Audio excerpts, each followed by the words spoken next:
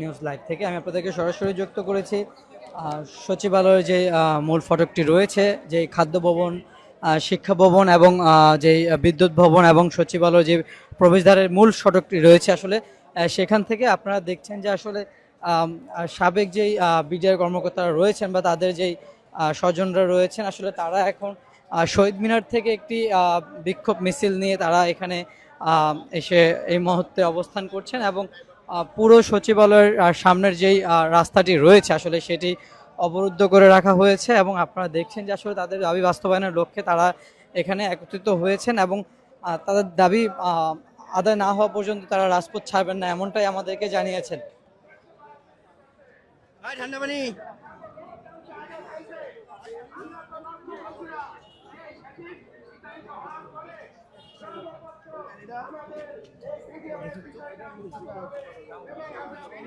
ভাই একটু দেখি বাবা একটু দেখি।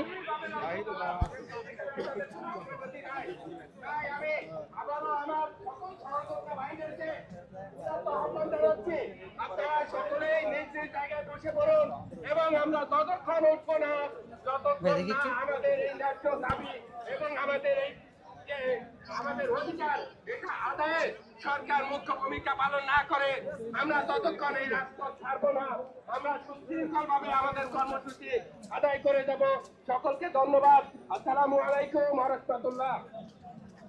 আমি সকল মিডিয়ার ভাইদেরকে চেষ্টা করছি আপনারা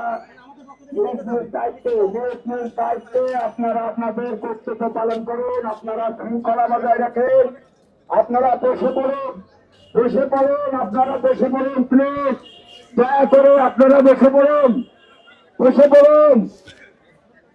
আপনারা বসে পড়ুন।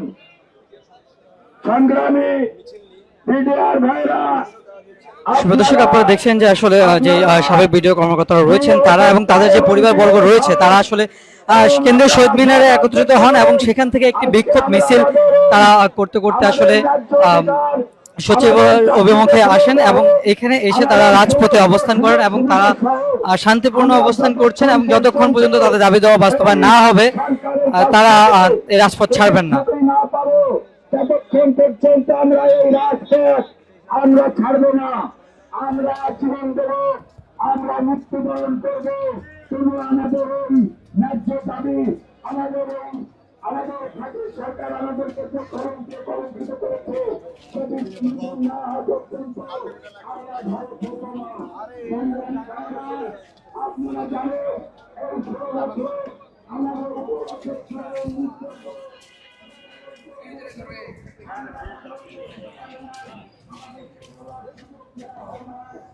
সুপ্রিয় দর্শক, আমরা দেখছি আসলে সাবেক যে বিজয় কর্মকর্তাদের যে আজকে যে সমাবেশটি রয়েছে আসলে সেটিকে কেন্দ্র করে আইন শৃঙ্খলা বাহিনীর প্রচুর তৎপরতা দেখছি আমরা।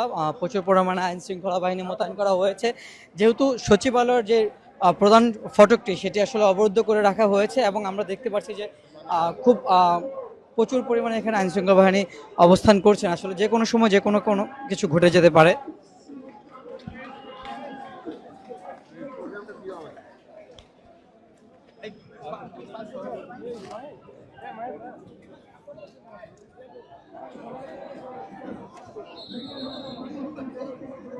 দর্শক, সমন্বয়ক মাহিমকে আমরা দেখছি আসলে তিনি পুলিশ সদস্যদের সাথে কথা বলছেন এবং পাশাপাশি যেই যারা আন্দোলনকারী রয়েছেন তাদেরকে আসলে অবস্থান শান্তিপূর্ণ অবস্থান করার জন্য বলা হচ্ছে এবং আমরা দেখছি যে প্রচুর পরিমাণে আইন শৃঙ্খলা বাহিনী মোতায়েন করা হয়েছে।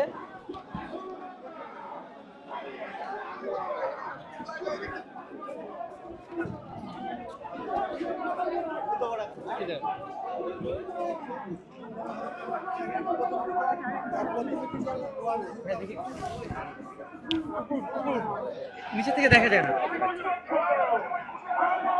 হ্যাঁ একটু দেখি।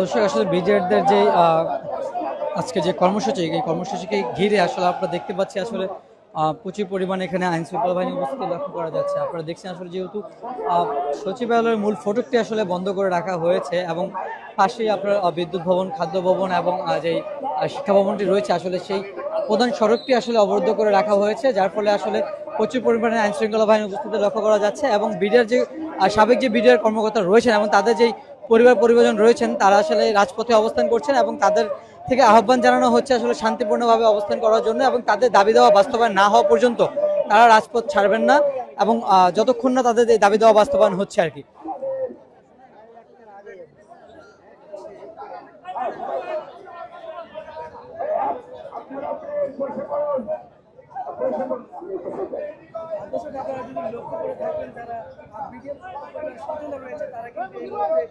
সড়কে বসে কিন্তু তারা অবরোধ করছে এবং তারা কিন্তু চাচ্ছে যে তাদের যে যুক্ত দাবি সেটি মেনে নেওয়ার জন্য এবং তারা এসে কথা বলার জন্য কিন্তু সচিবালয় দিয়ে যাওয়ার জন্য অগ্রসর হয়েছিল।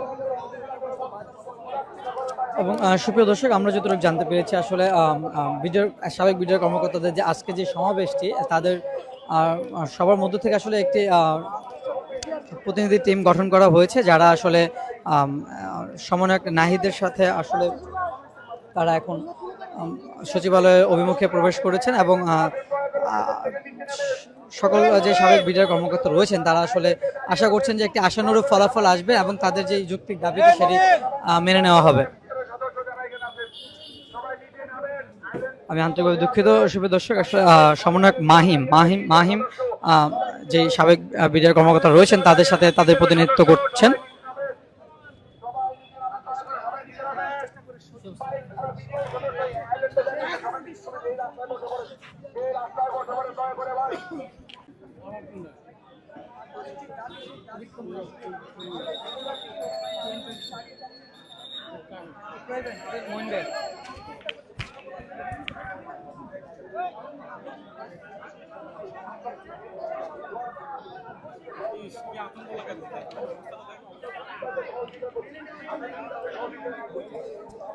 সুপ্রিয় দর্শক, আসলে হাইকোর্টের যেই চত্বরটি রয়েছে সেখান থেকে আমরা সচিবালয় পর্যন্ত যে পুরো রাস্তাটি দেখছি আসলে পুরো রাস্তাটি অবরুদ্ধ করে রাখা হয়েছে এবং যে যে জায়গা থেকে অবস্থান থেকে আসলে রাজপথে বসে পড়ছেন এবং তাদের যেই যৌক্তিক দাবিটি আদায়ের লক্ষ্যে তারা আসলে রাজপথে অবস্থান করছেন।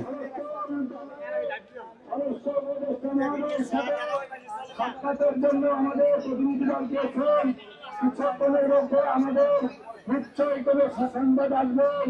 আপনারা ততক্ষণ পর্যন্ত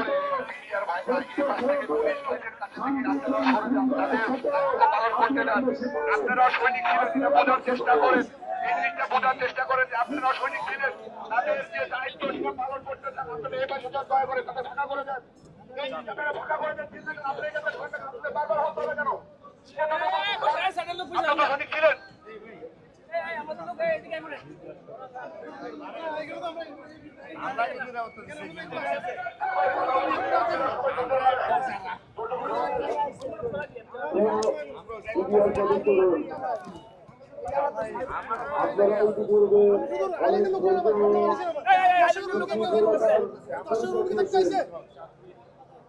আমরা জানি আপনারা আপনাদের দাবি আদায়ের একজন প্রতিজ্ঞা বস্তু, আপনারা আপনাদের দাবি আদায় করবেন, কিন্তু দাবি আদায়ের জন্য আমাদের সবাইকে ধৈর্য